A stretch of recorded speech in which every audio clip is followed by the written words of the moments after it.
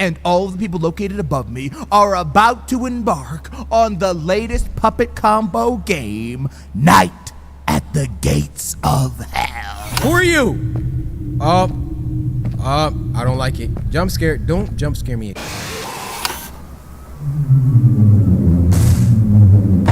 What was that?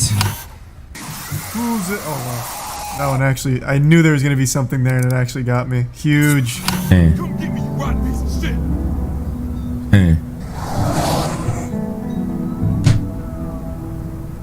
Man, that felt like so much more than 2 hours. Oh my god. I honestly thought that was like 3 hours. That was fun. I enjoyed that. Even though the video game development industry has been growing and evolving in the last decades to provide the best and, for the most part, a more realistic experience for the player, one of the most recent metas is to copy the style of old video games from PSX and PS1. Not only does it add the nostalgia feeling to the older demographic, but also the morbid atmosphere itself of being old looking. Today we'll take a look at the most recent project of a rather recent game developer and how his game has more than what it meets the eye. This is the best horror game you haven't played yet.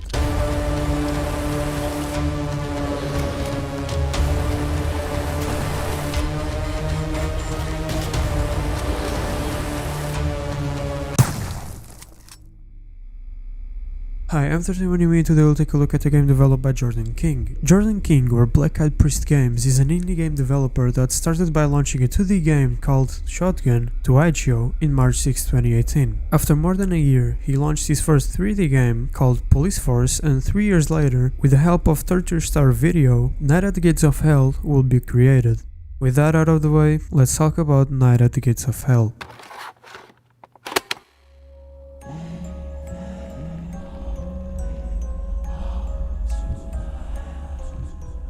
Before starting the gameplay, we're placed in the home screen where we can see three things: the old looking effects and graphics, someone hanging on the left side, and an open grave behind the buttons. Going to the options, we can do what we expect to do, that being changing the video and audio settings, as well as changing the style of the effects on the screen and checking the controls. But something that I wasn't really expecting was the levels, where you can see that not only the first level is in St. Mary's Cemetery, but that there's actually 7 more levels after that one. And then there's the play button, which takes us to this strange and chilling loading screen, and then the first level begins.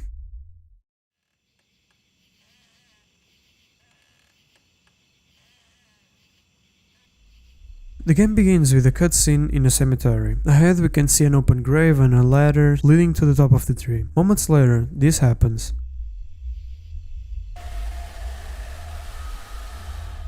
We see someone coming from above as they hang themselves, and a loud screech is heard. After the person hanging appears to be dead, a pink light is seen shining the corpse, and we hear a deep voice saying, "The first gate is opened. Let the feast begin." Followed by the camera going right through the grave where the so-called gate is located.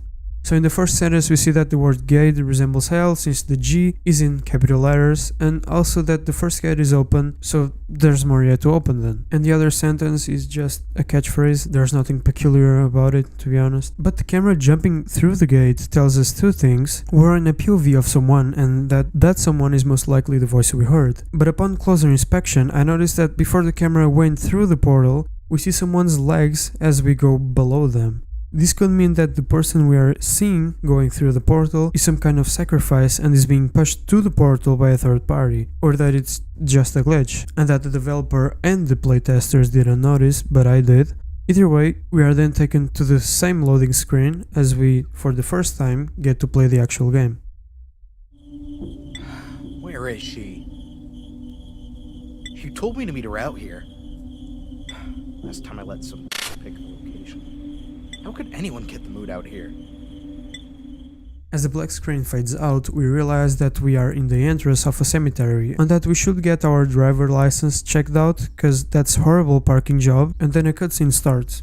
We're playing as Liam, as we hear about him complaining about the place chosen by the hooker to have lunch. As we enter the cemetery, we found out that we are in St. Mary's Cemetery, as we expected, but now it's confirmed, by the chapel being the same as the image in the level selection. Going further, as we go through some corners, we see a dead end, and then this happens. we experienced the first real jump scare of the game, done by no other than the lovely lady we're looking for. And for some reason, the first time I played the game, I didn't even flinch to this jump scare, but I already scared myself twice after knowing its existence.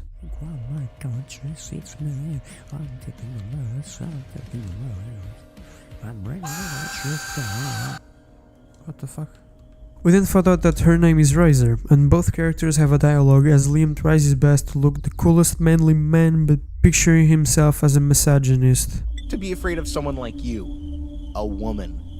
The dialogue ends and Razor lays on the towel ahead where they are going to have some lunch, but upon interacting with her, her shirt disappears and she tells Liam to get some protection. So we head back to the car, see someone walking on our way, fading away as we get to the corner, and then we get back to Razor.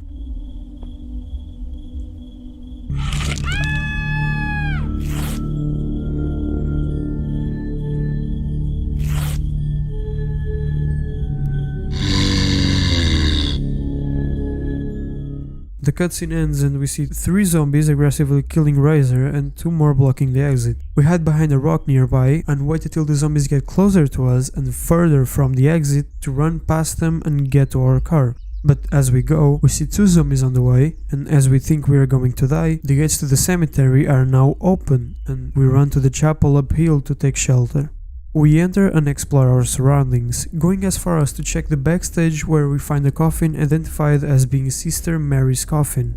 We head back to the stage and read the note. Upon reading the note, we notice that the confession booth in the entrance is now interactable, so we go in. Actually, I managed to find a bug in the first 5 seconds I was in a chapel, that being the option to leave the confession booth without being inside it. It only plays the animation of the player leaving and nothing much happened, but it's something the developer may want to get rid of.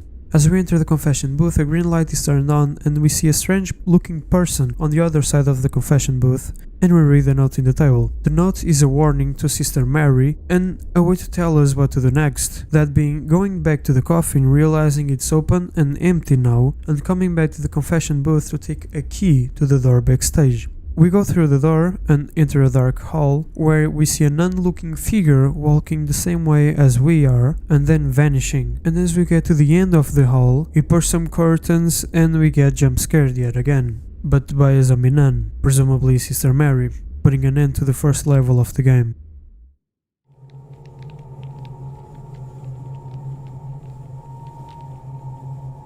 It seemed to have happened almost overnight. We couldn't believe what we were seeing. Everyone thought it was some elaborate hoax, but we were wrong.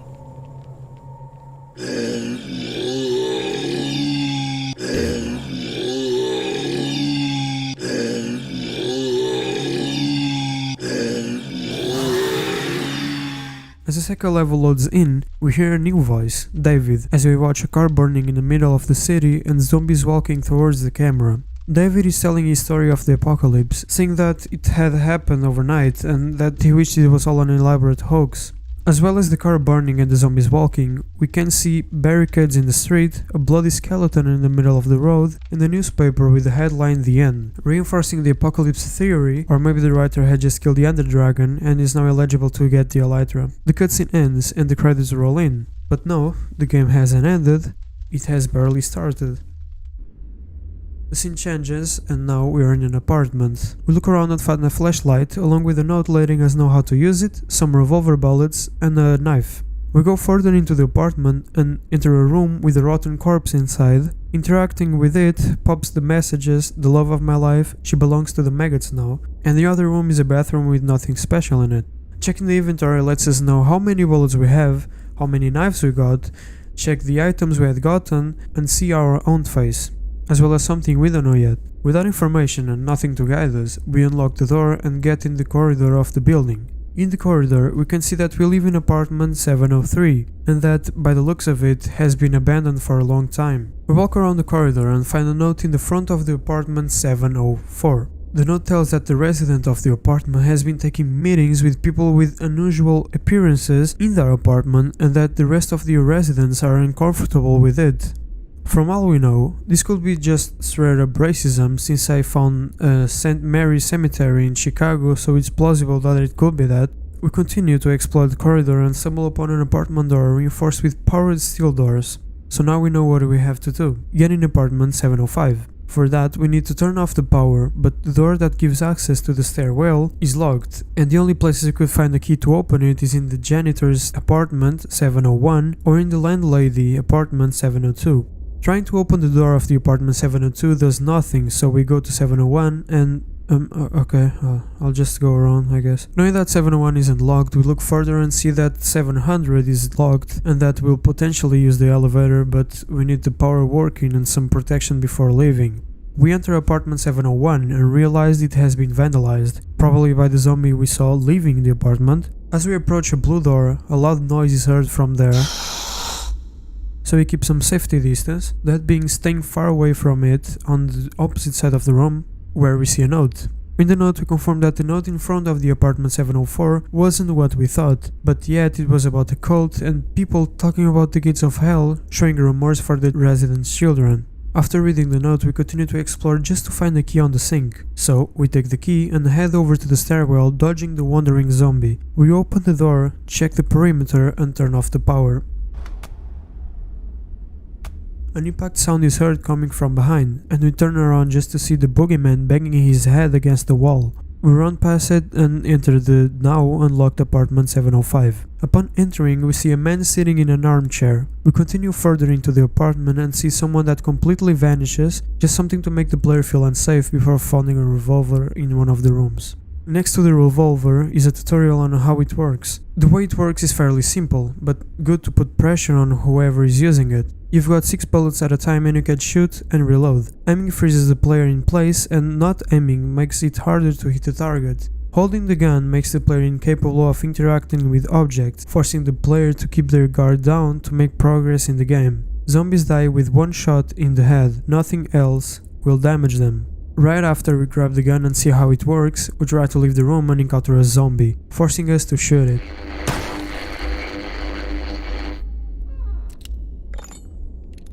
After doing so, we head back to the corridor to turn on the power and use the elevator, but as we turn the power on, the building starts to shake. We head to the elevator anyway, but we notice that the floor has collapsed and that the door of the apartment 704 is open, the same apartment that was attending the cult meetings. Skeptical and strafing our way in, we enter just to almost get caught by the creepy guy from Bloodwash. Making our way to the kitchen, we read a note from the resident of the apartment confirming the cult meetings rumor and that her children take a part in all of this. Sickening news, but we have to keep going. We enter what we thought was a bedroom, but it's actually the room where some kind of ritual took place. We see a pentagram with a dead body in flames in the middle and a bird stabbed against the wall. I went to pick up the knife, but instead I picked up a key that I didn't even see going there. But again, I tried to pick up the knife with no success.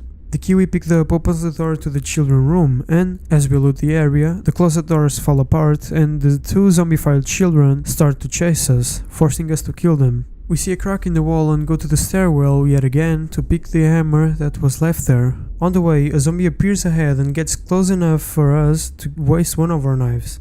Knives are a lifesaver whenever a zombie gets close to us. They are used automatically whenever needed, and it's only advised for the player not to waste them. We enter the stairwell, get the hammer, and force open the wall in the closet. A tight corridor is revealed behind the wall, and a note is seen in one of the paths. It tells that the gates of hell have been opened and that the undead will walk on earth and feast on the flesh of the living. Like that wasn't obvious already. We continue to walk through the corridor, more carefully each corner, and see a dead body in one of the corners.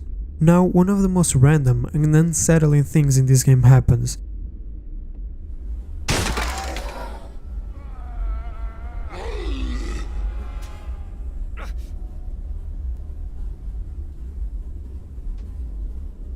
As we approach the body to check if it's a zombie or if it has some kind of key or progress component, out of nowhere, a hand punches through the wall and pushes our head against the knife, pulling out one of our eyes. I wouldn't think much about this scene if it wasn't completely ignored for the rest of the game. Yeah, that's right, this just happens. Nothing like this happens again, just this only given time. There's no dialogue, there's no further explanation, and there's no questions to be asked. We lost an eye and that's it. But at least, the body we're to inspect had a knife. Nice. At the end of the corridor, we reach a new apartment with 2 zombies. Looting the area, we find a crowbar that we're going to be using to open the ventilation and possibly get out. But before doing so, we reach a door in the apartment where we hear a woman crying loudly with a note in front of the door. The note is written by her for the man in 705, talking about a key that opens every door in the building and how it should be in the apartment 705. With all exits blocked, we enter the ventilation and make our way to 705, but before getting there, we hear someone on the ventilation. The noises stop, but we don't believe such thing. We carefully make our way through the vents and stumble upon this man. He doesn't appear to be a zombie, but he doesn't look alive either. Either way, we continue and drop down in a room we have not seen yet, and as we do so, the tallest man in the building rises from the garbage bags, just for us to put him to sleep again. We leave through the door to find out that we are actually in the apartment 700, near the elevator, but trying to use it doesn't work. It has stopped working and we'll need to get to the janitor's office to get the schematics to fix it ourselves, and that's why we need the key. Heading to 705, the lights go out, and after trying to parkour our way through the hole in the ground, we realize that we just need to use the plank to go through. We enter 705 yet again, and the man sitting in an armchair has vanished, revealing a note. The note is about the key we are supposed to find, being inside the most important room in the apartment, and following the blood trails in the ground, we found the room quite easily. Going in, we meet 2 more zombies, before realizing we are surrounded by stretchers and moldy walls. Going a little bit further, we found the room stated in the note.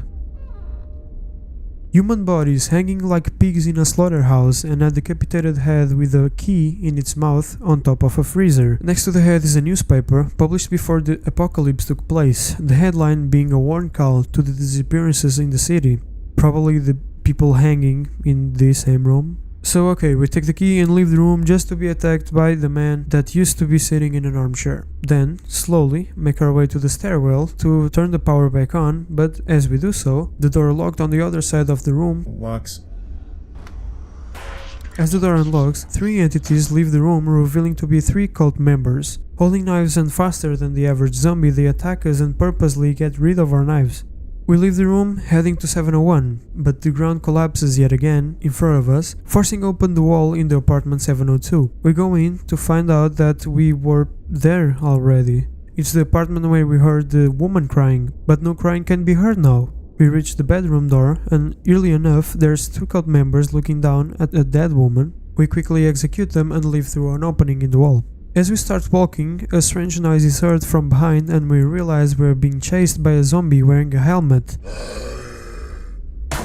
With no other option, we run through the tunnel, passing by 4 more cult members before the exit collapses in of itself. Realizing we're in the janitor's apartment, we open the office door and, after a huge struggle, we kill the zombie inside and get in. After we do so, 2 more appear from both exits and we manage to kill both and take the schematics. With the schematics in hand, there's just one more thing to do. Leave.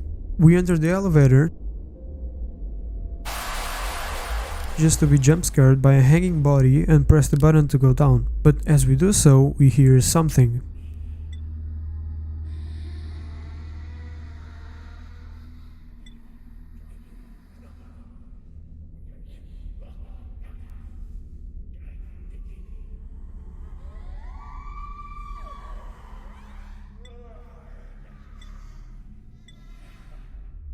We hear the voice of our wife. Quickly, we leave the elevator and go to our apartment where we see a cult member leaving the bathroom and 2 more leaving the bedroom. Entering the bedroom, we see nothing different. The wife looks dead such as in the beginning. There's even maggots in the corpse. But we grab our wife, delusional that she may still be alive, and head to the elevator. We kill 1 more zombie before getting in, and then we go down. The elevator seems eerily calm. We pay close attention to the zombie hanging from the ceiling in case it happens to still be alive. Moments later, a screech is heard and the lights go out. Before we realize, the zombie wakes up and starts moving and we shoot him. with no avail. And as our attention is all placed on him, our wife jump scares us, proving that David not only had imagined the voice of his wife, Moments before. but that she has been a zombie this whole time, ending the second level.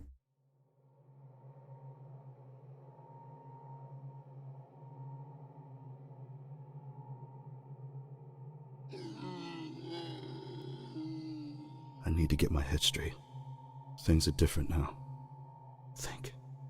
Think. Before the airwaves went out, it was advised to leave populated cities. There's a coastal town to the east. Perhaps others were able to fight these creatures off in open space. It's worth a try. There's no reason for me to stay here anymore. The third chapter starts with a monologue from David. He's still alive from the attack and has killed his wife in the process. With no plan of what to do next, he puts his head straight and decides to leave the city and head to a nearby coastal town to the east. The cutscene ends and David finds himself where he expected to go. Ahead, we can see a shack surrounded by zombies and then another cutscene takes place. Help! Oh God! Someone help us! It looks like there's some people hiding in that shack. Maybe they will know something I don't. David realizes there's people inside the shack and kills the zombies before talking to everyone inside. There we meet 5 characters: Stan, the brave, Belinda, the mother, Charles, the child, Skeeter, the broken, and Captain, the charismatic. After talking to each one of them, we know what we have to do next. Take a shotgun in one of the surrounding buildings and get 3 things to get the boat in the coast up and running: gasoline, an engine hose, and a fuse. With that in mind, we leave and choose the way to go. Going right, we see the majority of the doors with barricades and crucifixes nailed to them. Following the green light shining the street, we go up these stairs and enter one of the houses which wasn't barricaded. Going in, we find a knife, shotgun shells, and a note. The note talks about the local priest acting strange lately and how his appearance has gone worse. We leave the building and go to the opposite side. We end up entering a house strangely empty with a calm melody in the background. Going further, we see an empty room with a doll sitting in a chair. Going behind the curtains, we see a door, and going through, we find a shotgun, some more shells, and a note. The note states that the town became corrupted as time went on. We leave the room, and as we go past the curtains, we see 4 zombies that weren't there before. After all of them are dead, we head over to the exit and look for the missing components for the ship. Just around the corner, we find a house surrounded by fire. Trying to get in leads nowhere, so we enter the barn behind the house. We get up the barn and use a plank to make our way to the house, but before going in, we decide to double check the barn and...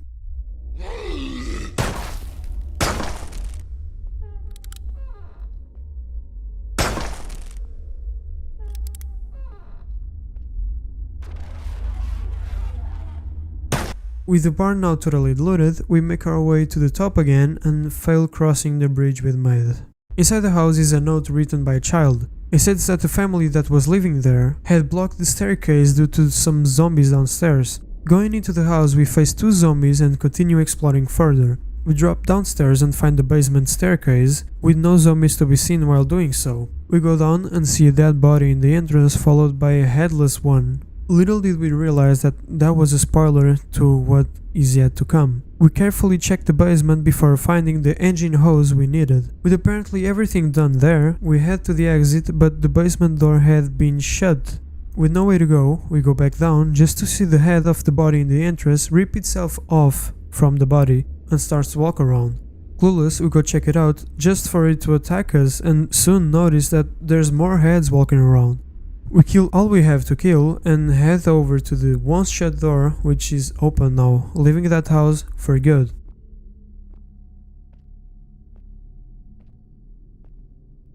Going back to the right side of the coast, we follow the other path where we find 3 dead bodies. We go down the most convenient path and stumble upon this shadowy figure in the middle of the street, just to find out that it's not actually a shadow. David gets knocked out and wakes up inside the house. In the wall we see written, "It lives under the floor," but with nothing to hold on to, we start exploring. Leaving that room shows a hallway with the sentence, "It can speak," in the floor, and a screech fades in. Physically, nothing happened right after, so we continue with our eyes wide open to anything that could happen anytime. Soon after, we find a room at the end of the hallway with a hole in the floor and a shiny pink light lighting the room. Near the hole, we see a table with a key and we go to pick it up, but as we turn around, we use the key to open one of the doors of the house and find out that we're still in the same town. Further in, we found an open garage and go inside. We enter a room that happens to be an office and we found the second item, the gasoline, with a note next to it. The note is from someone's child and how their mother won't approve their relationship. We leave the room and find the mother stated in the note in the next room. Going upstairs, we kill some more zombies and get out from the window with only one item left to find. As we walk around, the cult members attack us once again in a dark alley, but we manage to only use one of our knives and get back to where we were before being attacked. We carefully make our way through the streets until we stumble upon a morgue. The atmosphere changes drastically as we enter the building, changing from a pressured atmosphere to whispers and screams with intense reverb, just like it's all in our head. The morgue is extremely dark and there's only one possible way in, and as we go in, this happens. I specifically remember feeling extremely cautious after this happened, not only because that was jet engine loudness levels, but because that scream was nothing like I've heard before in the game. So, proceeding, we enter the closest room and get a key to one of the rooms in the morgue, and going back to the corridor, we see that there's one door that needs a code to unlock it, so we turn around and check the other way. We found another room with a corpse and a note in one of the tables. Upon reading, we know that we have to find two pieces of a paper containing the code to the locked door mentioned before. One of the pieces is in the doctor's pocket, but the other is unknown. As we finish reading the note, we notice that the corpse, once behind us, had vanished. We continue our way to another door and kill two zombies in the way before finding a room with multiple corpses inside and the doctor dead against the freezers. We take the piece of the code, reload our weapons and head out of the room. Knowing that we still have the key, there's only a door that we haven't checked yet, that being the door behind the counter in the entrance.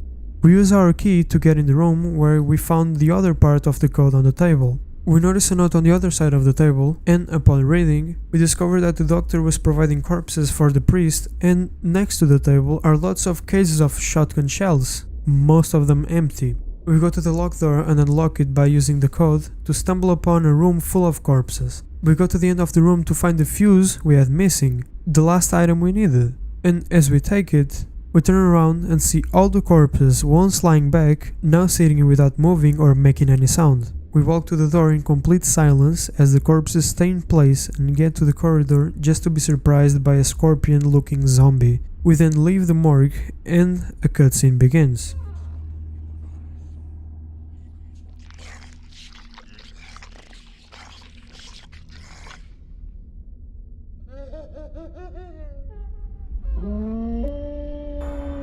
In the cutscene, we see the priest demanding his dogs to attack us. We reload our weapons and head to the boat. On the way, multiple dog-looking creatures appear and we are forced to kill them. Doing our best to not get caught, we manage to reach the gate we started from and get in the shack. Not before trying to kill an immortal wandering zombie.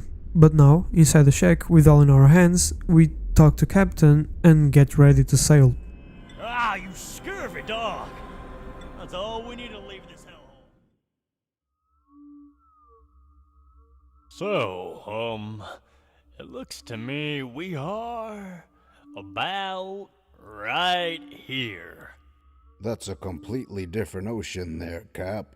Oh. Following Captain's orders, we take off in the boat heading to a nearby island, until we discover that the so-called captain is just a cabin boy and doesn't actually know how to sail the boat. Everyone starts getting pissed off and Stan calms them down with a positive look. Calm down, everyone. I'm sure once this fog clears up, we can get our bearings and eventually come across some land. In the meantime, let's all take a rest. We've been on our feet for a long time.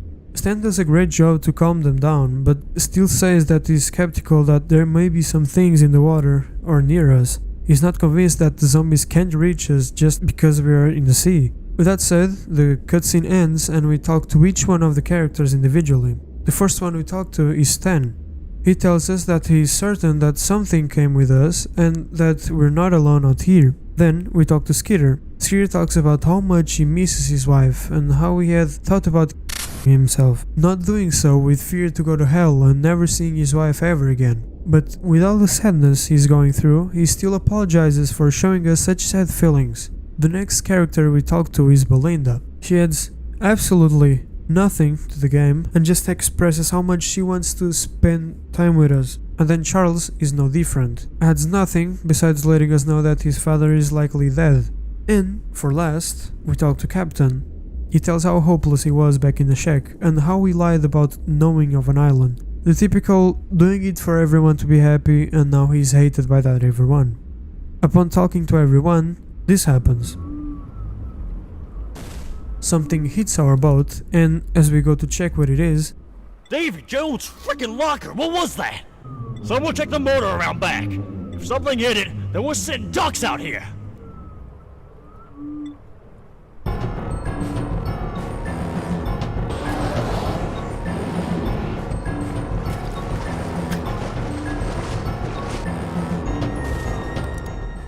just like in the beginning of the game, where our eye gets pulled out with no further explanation. Belinda randomly dies to a giant zombie shark on the edge of the boat, but with no time to spare, a fast-paced music starts and the boss fight begins. Looking around for the other passengers, we realize that they're completely useless. We have 2 guns and they can't even handle one. I know Skeeter said that he doesn't want to touch one anymore, but what about Stan or Captain? With no help from the others, we leave the cabin and repeatedly shoot the shark as it charges towards the boat. And after the 3rd shot, the shark does a backflip and the cutscene begins. This piece of junk is about to go sleeping with the fishes! Everyone, get in! Stan, come on! That thing will swallow us whole! We've got no other choice! Actually, we do. You all get going. What are you talking about? I'll stay with the ship and keep its attention. You all just roll like hell and don't look back. Soldier, that's suicide. I'll catch up. Go!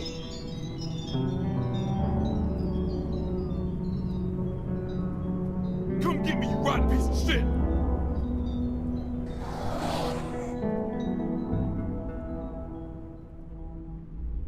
Stan stays behind to keep the shark busy whilst we escape, and then the cutscene cuts right as the shark charges at him. A totally unnecessary move, but brave from Stan if you want to give him some credit. Even though this plot was completely unnecessary, it is easily my favorite cutscene in the whole game. The way our boat slowly moves away, the rain splashing in the sea, the ship sinking, Stan's voice being slightly further, and the music made this scene perfect, and I think that's why they chose Stan as being the one to be left behind. Skeeter could easily do the same, since he has stated before that he wants to die as a hero, but Stan stayed because the creator knows that Stan is our favorite character, the charismatic, optimistic and brave one. It's easy to prefer him from a suicidal, a liar and a weird child, gameplay wise obviously. But with that unfolded, we move on to the next chapter.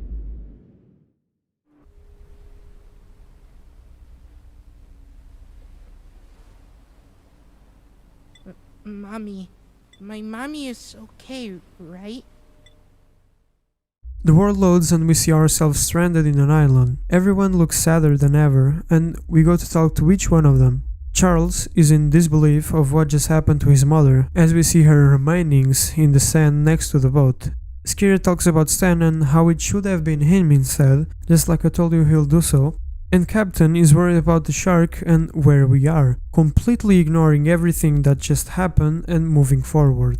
One thing that I can't really wrap my head around is the fact that Belinda's body came with us. Like, I understand, it's to shock the player as Charles asked for his mother, but what does it do to what Stan did? Why did Stan stay behind, and how did the body end up with us? Anyway, we check our weapons and go into the island. We go through a tight path in the woods and stumble upon a cemetery. We walk through looting the place and enter one of those mausoleums in the cemetery. Going in, one of the coffins shake mysteriously, and upon interacting with it, a cutscene begins. Inside the coffin is a woman named Susie that offered to give us information if we help her escape the locked coffin. So, we head out looking for a key.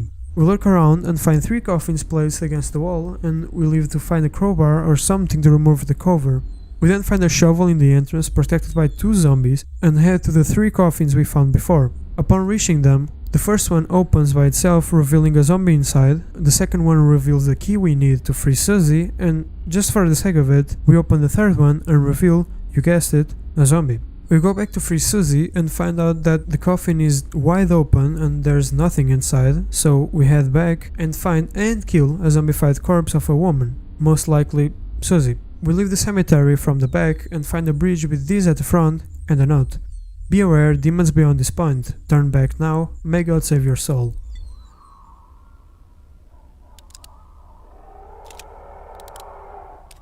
We check our ammunition and move beyond that point just to find some houses soon after.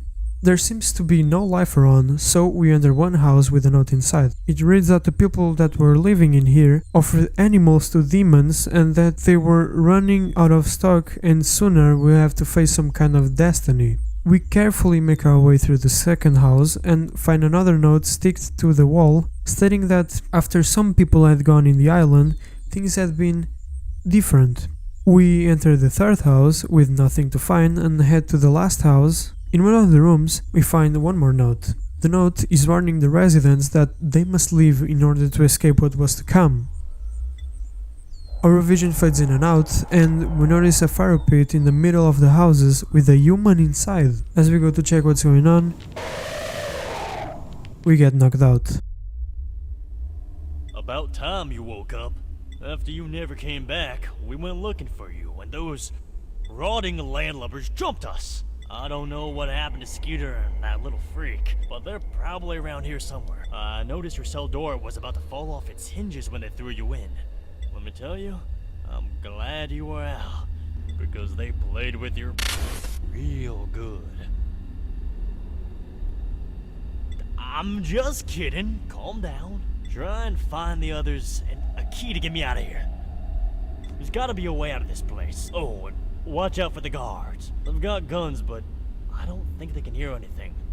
Must have maggots in the air canals or something. Just don't let them see you. Good luck. Never let us down before. Well, except for when you left us and got your busted up.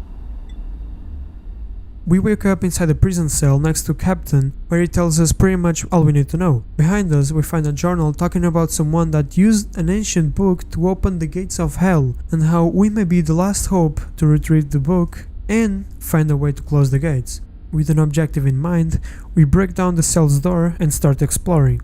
Soon we find a naked man trapped in a cell such as Captain, who tells us very valuable information. Aside from the guards we have to pay attention to, there's bulletproof cameras all over the place that emit light to where they are pointing at, and that there are some doors that can only be opened from the office. We keep going, and right around the corner we hear a strange voice, and upon closer inspection we see that it's actually a guard walking around holding a gun. We enter a room in the corridor and wait until the guard gets further away to check on him, until he turns around and spots us. He starts yelling and we go inside the room, turning off our flashlight just before hearing a gunfire. The guard then slowly gets closer and closer to the door, as you see by the red light that follows him, and then he turns around and keeps scouting the area. We decide to go back and go the other way around the prison, stumbling upon an office with both of our weapons on the table. We quickly take them back and leave the room. But then, from the other room, we hear another guard getting closer. We reload our guns and wait for him to enter the room to kill him. We do so and get back to the office to press the switch the prisoner told us about. Seemingly, nothing happens, so we leave and continue to explore. Going the other way through the prison once again, we see an opening in the wall we haven't checked yet. Upon entering, 2 steel doors blast open, revealing 3 zombies heading towards us. We quickly kill them and continue. Carefully and slowly making our way through these halls, we see a clean iron door with 2 stone statues of panther heads on each side of the door. A red light can be seen inside, but we don't seem to have access yet, so we keep going. Right around the corner, we spot the first camera, and as we pass through it, we see a guard on the opposite side of the corridor. With no time to spare, we quickly kill the guard.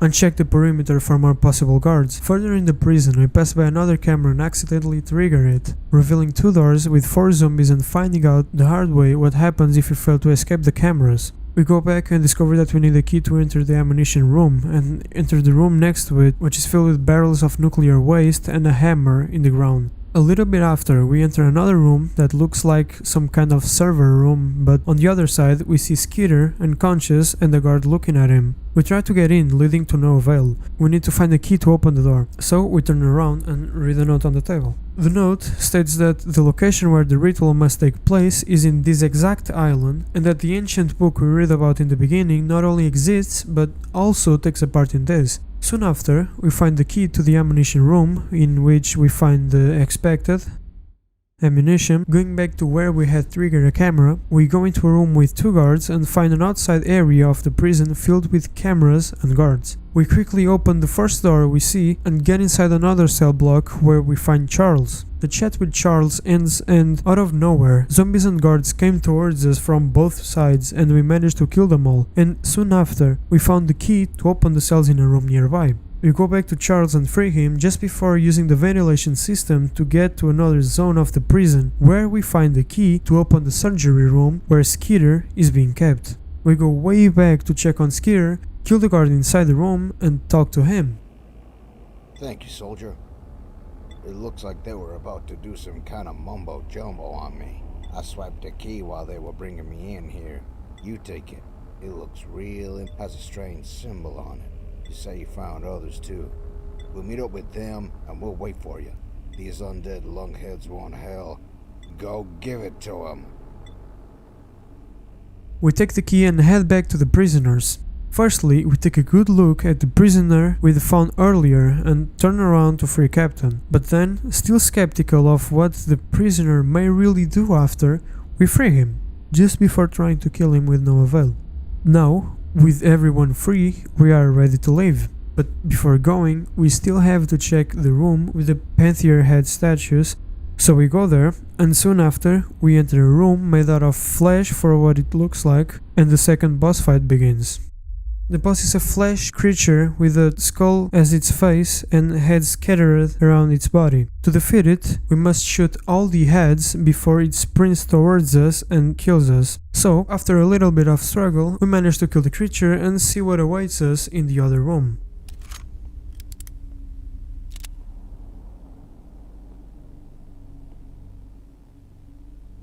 It's too late, you know. The gates can no longer be shut. Now they are open all around the world. The only thing left to do is to watch as this world rots and withers away. My work here is done. Now I receive my reward. The priest was waiting for us in a church-like room inside the prison. The cutscene ends and he starts flaming up out of nowhere. With no second thoughts, we try to shoot him, to no avail, so we take his book. We straight up rob him. That happens to be the ancient book we've heard so much about. The alarm goes off and we make our way to the exit, through guards and zombies all over the prison. And as soon as we get outside, we see the prisoner, Skeeter, Charles and Captain waiting for us to get out of the prison, putting an end to this chapter and starting the last one.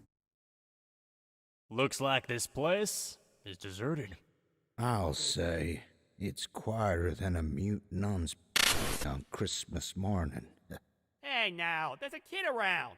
You're buck-ass naked swinging that damn schlong around, and you want to tell me to keep the kid in mind? Also, I'm just gonna come out and say it. Are we even sure that's a kid? Come on. We have more important things on our plate. Let's look around. We know they're coming for us. We need to protect this book. Maybe we can reverse whatever has happened. After some time walking, we stumble upon a church and decide to protect the book at any cost, as well as trying to reverse everything that has been going on in the world. Some preparation must be done beforehand, cause judging by how the zombies reacted back in the prison when we took the book, they are definitely after us. We look around and talk to each and every single one of the characters yet again to see what they have in mind. Skeeter thanks us again for saving us and states that he will be honored to handle a weapon again by our side. The prisoner shares his opinion on where more guns should be and says that he'll not wear any pants cause those will just slow him down. I just have to keep blurring everything, unlucky. Inside the church, we talk to Captain, who shows bravery and will to fight beside us. And for last, and definitely least, we talk to Charles, who, like Captain, shows determination and asks to hand him a gun, like everyone else. Inside the church, we see the armory, whose door is locked, so we look around inside the church and find another way in. We grab the weapons, open the door from the inside, and go handle some weaponry to our squad. Firstly, we handle a weapon to Skeeter. We've seen his true intentions so far. He wants to help at any cost, like we helped him, and be reminded as the hero he wants to be. Then we handle a revolver to Captain. Even though he has little to no compassion to the rest of the crew in heavy emotional times, the only thing that keeps him going is we as a whole. Without us, and realistically David, he'll have no chance against the zombies. Then we take a hard look at Charles, and even with all the suspicious stuff he has done so far we handle him a revolver, just for him to turn it on himself. And, still skeptical about his true intentions, we handle a shotgun to the prisoner, and soon after, the fight begins.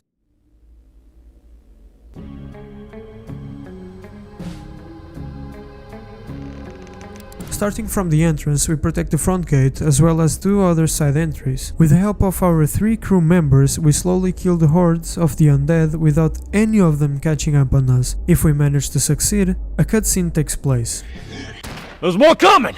We need to fall back!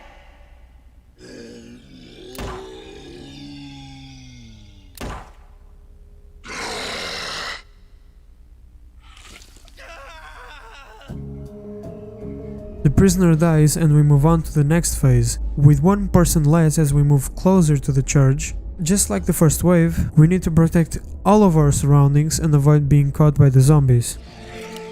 We can't hold any longer! Fall back to the church!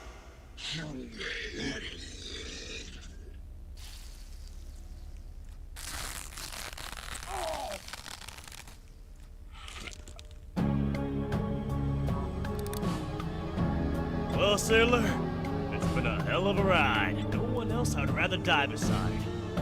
Now, let's blast some brains. The zombies catch up on us and Skeeter dies, making us 1 more person shorter, so David and Captain fell back to the church and defend from every single angle in an even tighter area than when they were outside. But unfortunately, after a lot of struggle, the zombies still managed to catch up. Come get me, you smelly ass maggot!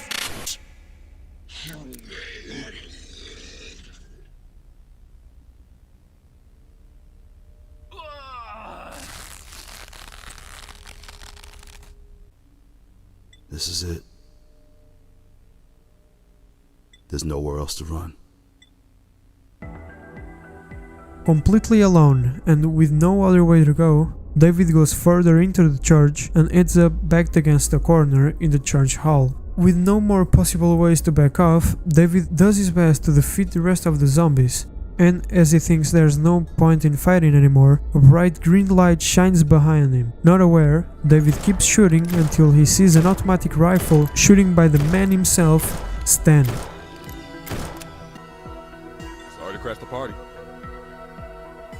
Though I did say I'd catch up with you. Now follow me if you don't want to be dead.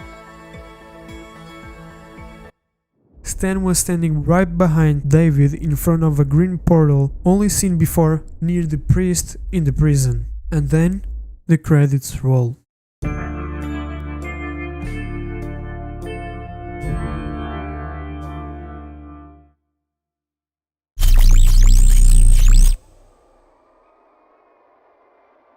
Uh-oh. What? I think you need to read that book and see if there's anything about getting back home. Home? 'Cause we sure as hell ain't in Kansas anymore.